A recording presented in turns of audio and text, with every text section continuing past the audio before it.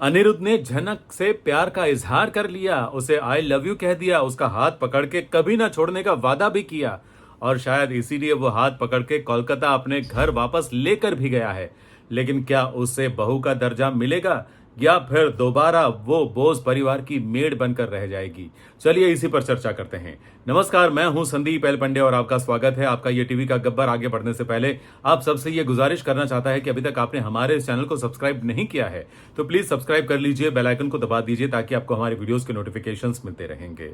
अनिरुद्ध और झनक दोनों एक दूसरे से प्यार तो करते हैं, लेकिन अनिरुद्ध ने अब प्यार का इजहार भी कर दिया है और झनक को यह वादा कर दिया है कि भी मैं तुम्हारा हाथ कभी नहीं छोड़ूंगा, ये हाथ हमेशा पकड़ कर रहूंगा और तुम्हें अपने साथ ही रखूंगा। और उसने झनक से ये वादा भी ले लिया कि भाई तुम मेरे साथ रहोगी और मुझे कभी नहीं छोड़ोगी, क्योंकि मुझे तुम्हारे साथ रहना अच्छा लगता है और तुम्हारे बिना तो मैं जिंदा रह ही नहीं पाऊंगा।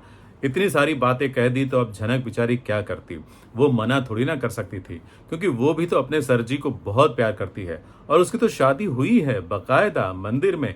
भले जबरदस्ती हुई, दोनों की मर्जी नहीं थी, लेकिन फिर भी दोनों की शादी तो हुई थी, तो कानूनन दोनों पति पत्नी तो हैं ही। तो अब भले सुहागरात उनकी सपने में हुई, लेकिन फिर भी दोनों एक दूसरे के साथ रहने के लिए हकदार तो हैं ही, जबकि अब तो दोनों के दिल मिल ही गए हैं।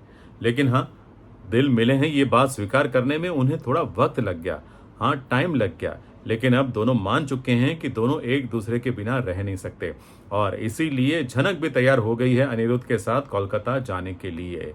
लेकिन क्या कोलकाता पहुंचने के साथ अनिरुद्ध झनक को अपनी पत्नी का दर्जा दे पाएगा? क्या अपने परिवार वालों का वो सामना कर पाएगा? क्योंकि झनक की एंट्री देखते ही भले अनिरुद्ध की जो छोटी बहन है वो खुश हो गई है, लेकिन बाकी सब तो चौंक ही गए हैं और अर्शी ने तो एक बार फिर सवाल खड़े कर दिए हैं कि आखिर ये यहाँ कर क्या रही है, ये किस हक से यहाँ पर आई है। तो क्या अनिरुद्ध झनक को उसका हक दे पाएगा? क्या परिवार वालों के सामने उसकी बोलने की हिम्मत होगी, ये कहने की हिम्मत होगी कि ये अपने घर की बहू है? अगर उसने झनक को अपनी पत्नी का, बोस परिवार की बहू का दर्जा दिया तो अच्छी बात है, वरना झनक की स्थिति जैसी थी वैसी ही हो जाएगी, जहां एक बार फिर घर वाले उस पर टूट पड़ेंगे, ताने पर ताने बरसाएंगे और उसकी मौजूदगी में उससे सारा घर का काम भी करवाएंगे और झनक बेचारी मजबूरन घर में मेड की तरह काम करती रहेगी। हम झनक की ऐसी सिचुएशन दोबारा बिल्कुल नहीं देखना चाहते थे। हम तो ये चाहते हैं कि झनक और अनिरुद्ध बतौर पति पत्नी बकायदा सबके सामने खुमारी के साथ रहे और अपने रिश्ते का स्वीकार करे। अर्शी के साथ शादी होने वाली थी, उसको अनिरुद्ध मना कर दे।